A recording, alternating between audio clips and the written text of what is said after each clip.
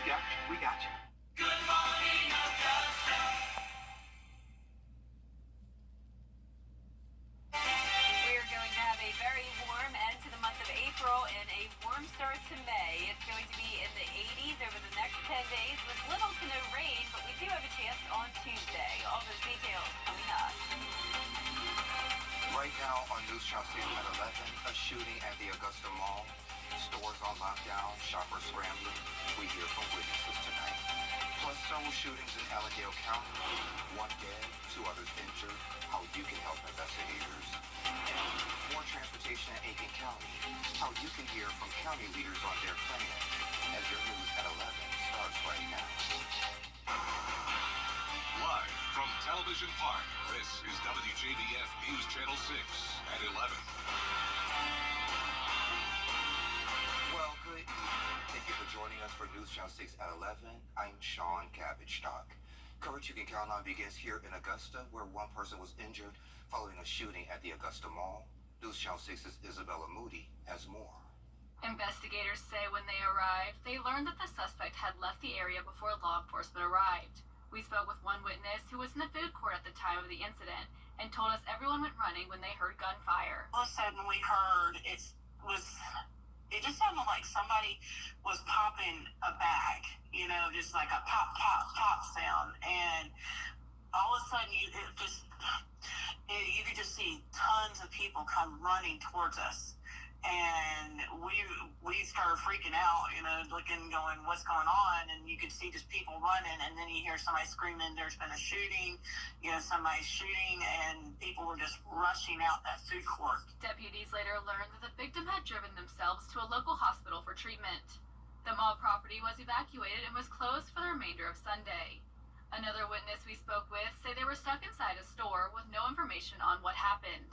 So she's like, all right, protocol is everybody goes into the back room. Nobody can leave. Everybody goes in the back room. So we're back there, like, all of us are like trembling, trying to figure out what's going on. And it was just, oh my God, it was traumatizing, seriously. When you have to worry about like leaving your house and you don't feel safe in public anymore, what has this world come? When you hear shooting in a movie and you're just running out, you see people running, that's exactly what it happened. The mall is set to reopen with normal business hours on Monday. The investigation is still ongoing. In Augusta, Isabel Moody, WJBF News Channel 6. Isabella, thank you. And the Richmond County Sheriff's Office is asking for help in identifying these 2 women. They're wanted for questioning in reference to that shooting at the mall. Contact the Richmond County Sheriff's Office if you know anything. In Allendale County, 3 shootings are under investigation, one of them deadly. Authorities say Saturday afternoon, an officer responding to a call about a shooting at Razor Road and Carroll Street was shot when he got there. He was taken to the county hospital and later airlifted to another facility. At last check, he's stable.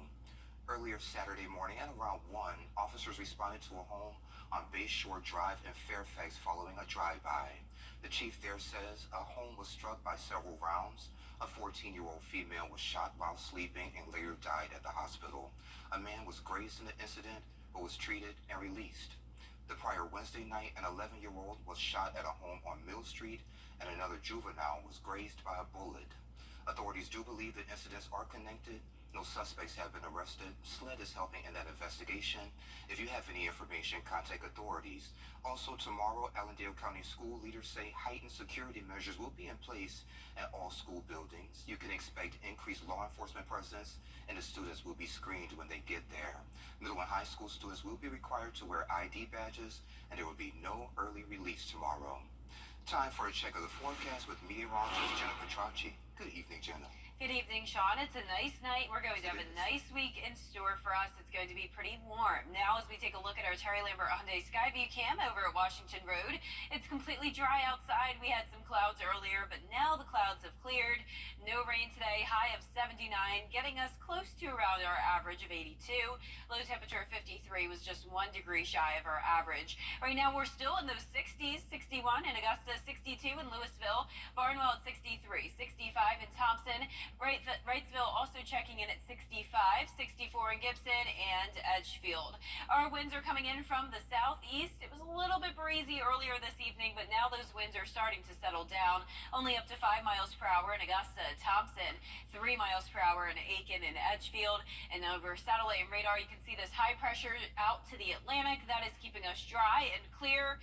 Out to the west of us, though, we do have the clouds around the Mississippi Valley and this large area of thunderstorm activity exiting Texas into Arkansas and Louisiana now. This is actually a derecho setup with very strong winds that have been lasting for miles and miles. You can see those flashing polygons there. No worries, though. These storms will not be impacting us tomorrow. The threat of severe weather stays to our west. And as we go into the next few days, you can see it will be mostly sunny, but we will have the chance of some storms on Tuesday. But any storms that do form will be on the weaker side. But for tomorrow morning, you do have some fog in the forecast from around 6 to 7 a.m. with temperatures in the 50s, and then we'll be back into the 80s tomorrow afternoon. I'll have a look at the 10-day forecast coming up, so stay with us. But back to you, Sean. As always, Jenna, thank you. The Richmond County Coroner's Office is investigating a fatal crash. 60-year-old Robert Brown was riding a moped on Peach Orchard Road when he was hit on the side by a vehicle turning onto Harold Road. He was taken to Wellstar MCG and died from his injuries a little after 12 this morning. The American Red Cross is helping a displaced family after they lost their home in a house fire. The fire took place on Flycatcher Drive at noon in Trenton, South Carolina. The Red Cross is providing the family with financial assistance to get food, clothing, and shelter. In Burke County, new technology will help catch speeders on Highway 25 bypass. Starting Monday, speed zone cameras will become operational near Burke County High School. A 12-hour speed study was done last spring at every school zone in the county. It reported more than 350 violations with 150 during school hours. A 30-day warning period for drivers will begin Monday. After that, drivers who are caught speeding will get a ticket. Aiken County is growing, but with growth comes a need for better transportation. The Lower Savannah Council of Governments is looking for ways to improve public transportation, including its Best Friends Express system. Lower Savannah Council of Governments took over management operation of the Best Friends Express public transportation system from Aiken County in 2004. And really, there have been no improvements made except for a couple of route additions. Aiken County's transportation system operates 6 buses across 3 fixed routes, offering dependable service for everyone. The SRF Consulting Group is evaluating the service. We've had stakeholder meetings, community leader meetings, we've had driver meetings and operator meetings, surveys we send out to find out what we can do better to serve the community better. Short and long-term plans are in place, including installing fixed bus stops with schedules to replace the flag down system. Right now, anybody on the route can flag down a bus, which is a safety concern. A long-term proposal includes extending the current routes to cover more areas, particularly addressing growth in places like North Augusta. Not only funding from the federal side, but we also require funding match from the local side, meaning the city of Aiken, the county of Aiken, North Augusta, everyone involved will have to pitch in. And there are 2 public meetings where you can learn more about the plans. One is Tuesday at 10 a.m. at the Leslie Price Senior and Youth Center, and the other one is Wednesday at 10 at the North Augusta Community Center. Have you checked out the local podcast, Chewing the Fat with Big Rob? It is in its 3rd year, and you can hear more about it in an excerpt from a show featuring our Jenny Montgomery on The Next Jenny. With a background in radio, TV, and on stage, Rob Smith has the chops for talking to and being very entertaining. But his podcast delves into the deeper side of life too, especially how we deal with challenging times that force us to confront the dark spaces. And the premise was all from this quote from J.R.R. Tolkien. Is like, how do we keep the darkness at bay? I believe it's in the small everyday acts of kindness and love. Yeah. It's something that Gandalf said to the hobbits. But I was like, you know what? That's what it is. This is a kindness. This is an act of love, putting this out into the world so that people realize they're not alone. They're not stuck in that darkness. And we will also hear how Dancing with the Augusta Stars benefits the Alzheimer's Association and a really cool fundraiser for the Outdoor Dream Foundation, which grants adventure wishes for chronically ill children. You can take part in Clays for Kids Tuesday at 12:30 on Jimmy. And you can expect some patchy morning fog tomorrow. A cool start to the Monday, but warming up in the afternoon into the 80s. Plenty of sunshine, staying dry, and then some storm chances starting on Tuesday. I'll have a look at the futurecast right after the break.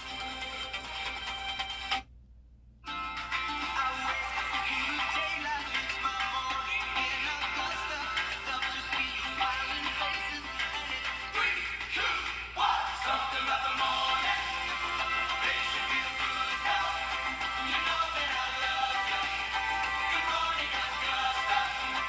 Something about the first light makes everything go right. Let's see where it takes us. Good morning, Augusta. Just like on the Just $4. Let's go. And try new Buford Bites. Our big Buford in snackable bites. Checkers. That's how we roll. The live 5 for 6 Skyview Network, sponsored by Terry Lambert Hyundai. Now, your most accurate forecast with WJBF Live 5 for 6. Welcome back and happy Sunday. You're taking a look at our Terry Lambert Hyundai Skyview cam over in Aiken. It is dry tonight, and it was dry all weekend. We had a few spotty showers on Saturday, but definitely nothing significant. In fact, it's been dry for the most part this month, and we'll get into that in just a moment. But I hope you're having a great night. It is on the cool side at 61 degrees. We'll be in the 50s when you're headed out the door tomorrow morning, and then we'll warm right back up into the 80s in the afternoon. Right now, we're still up to 67 in Lincolnton, 64 in McCormick, only 60 though in Aiken, 63 in Barnwell and Allendale, 58 already in Sylvania, so a little bit cooler towards the south and east. High pressure and control in our neck of the woods, so looking good all across the two-state, but a lot of activity out to the west of us. In fact, Arkansas, Louisiana, and down to Texas, essentially the Ark-La-Tex region here, actually dealing with a derecho. This is a wind event that's causing damage not just now, but really over the past few hours. This has been producing very gusty winds for miles and miles. Now, luckily for us, we don't have to worry about that tomorrow. It's just going to be patchy fog for us in the morning as temperatures dip down to 54. Low 80s by the afternoon as those skies clear. And as we go into the first few days of May, which starts on Wednesday, we will be above average, especially here in the southeast, but really across most of the nation. Notice our temperatures around average for now, but then climbing all the way up close to 90 degrees by the start of May. Now, on average, we have our first 90-degree day on April 27th, which was actually yesterday, and we haven't quite got to 90 degrees yet. We've come very close. We've had a lot of upper 80s, but it is possible we could get to 90 this week, at least in some counties. A 40% chance of rain as well on Tuesday. As I mentioned, we've been pretty dry this month, only around an inch of rain, when on average we have close to 3, but we'll definitely be adding to that total, at least on Tuesday, for the last month of April. Now let's look at our futurecast here. By tomorrow morning, the clouds and the fog possible until around 8 a.m., then by the afternoon, dry and mostly sunny.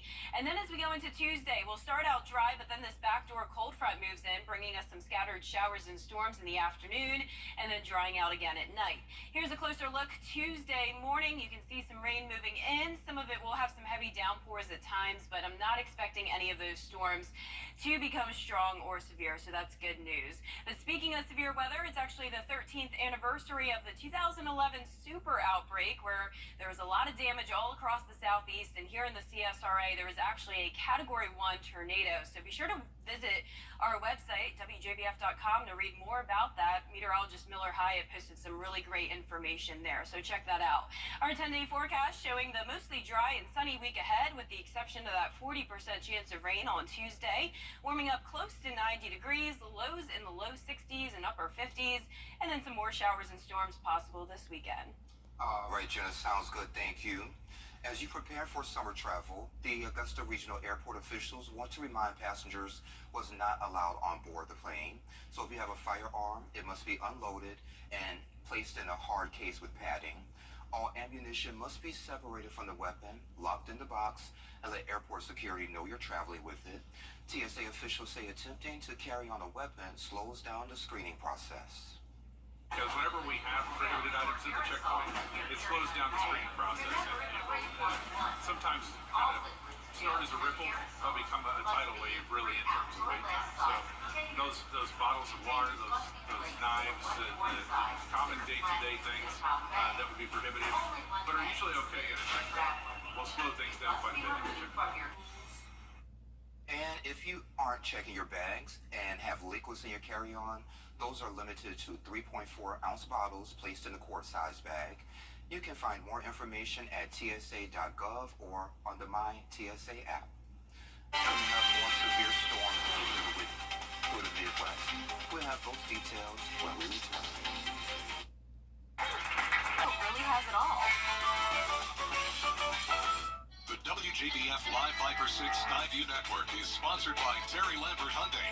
Low prices, big selection, and committed to quality customer service.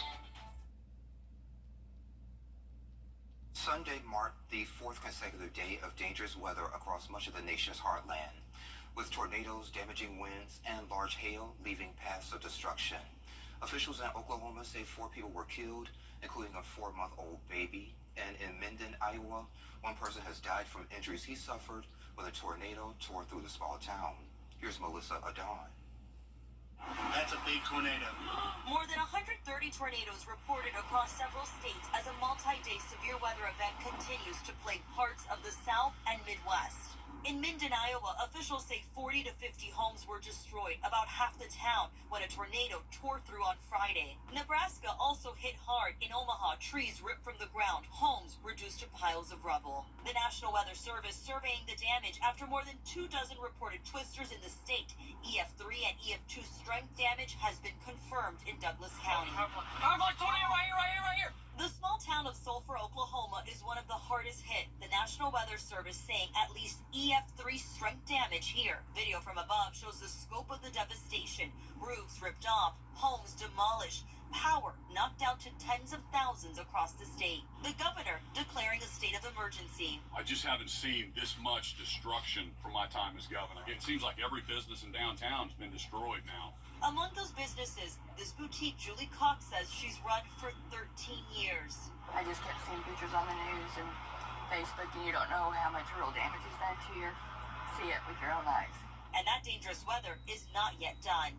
The biggest threats remain to be tornadoes and the chance for flooding. Check out the area in yellow, mainly south and east of Waco, Texas. A tornado watch is in effect tonight. And with these storms dumping hefty rain totals, a flood watch stretches from the Gulf Coast to Missouri for the next 24 hours. So many families now having to deal with what's next as their homes were destroyed. Many of them, their livelihoods depend on these local businesses that were totally taken as they await yet another threat of severe weather tonight. Melissa Adon, ABC News, Sulphur, Oklahoma. Round-the-clock partnership from Comcast Business.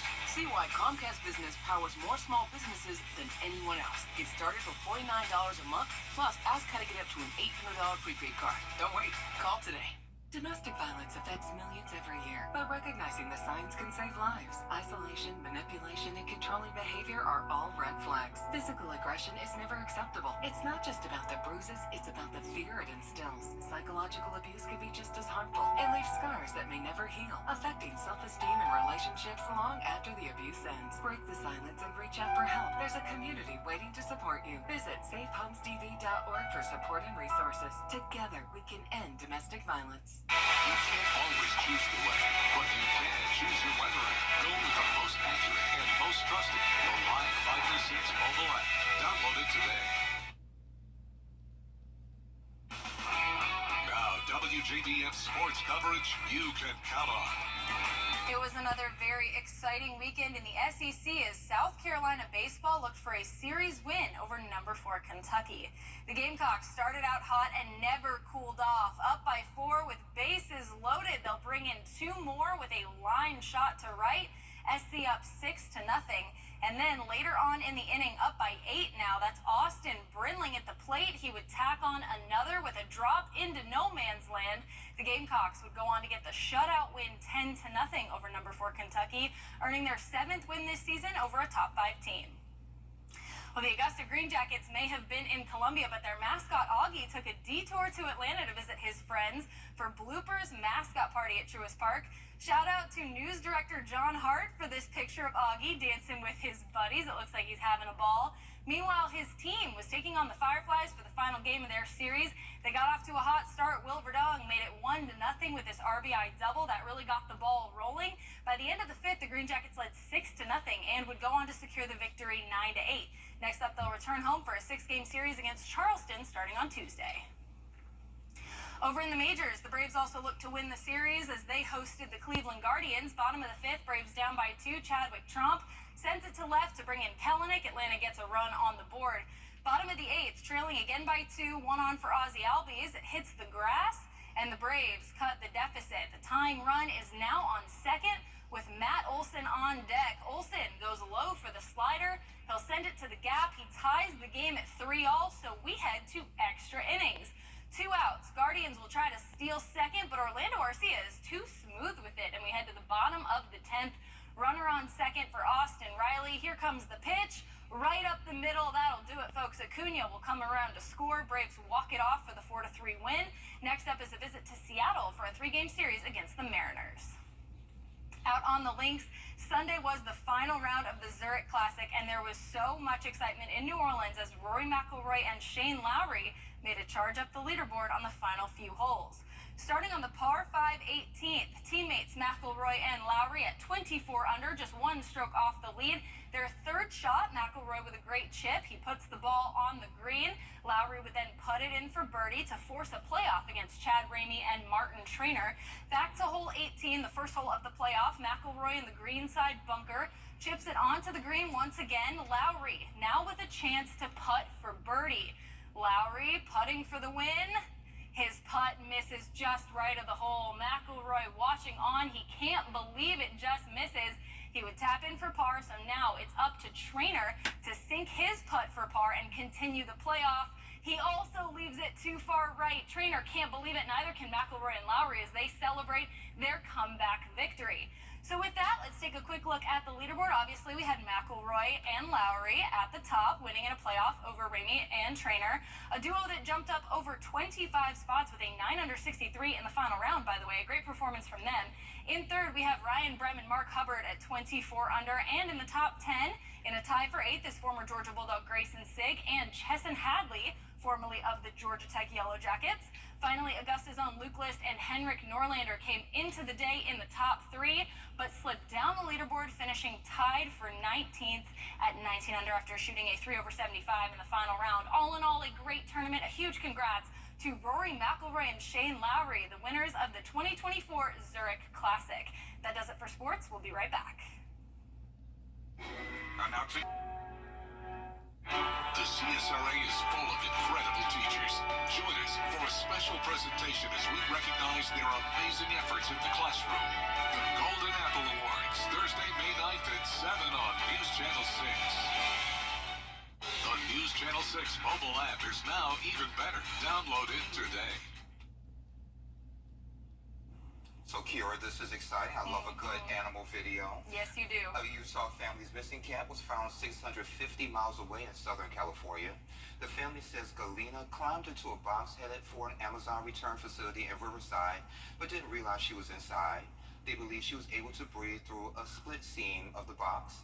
She was discovered 6 days later by an Amazon worker. Thanks to a microchip, a vet was able to alert the cat's family. Aside from some weight loss, she is perfectly healthy, and she's back home with her family in Utah. What an adventure! My God, I'm so glad she's okay. Yeah, I'm glad she's okay, but I mean, horrifying story. 6 days in a box?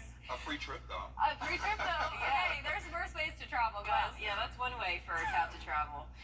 Well, for our forecast this week, it's going to be very warm. Temperatures 80 degrees or higher for the next 10 days. Mostly dry and sunny, but we do have a 40% chance of rain on Tuesday. And then another chance of rain comes into the picture over the weekend. But overall, looking pretty good as we head into the month of May. And that's our report for tonight. Have a great night. I love you, Mama.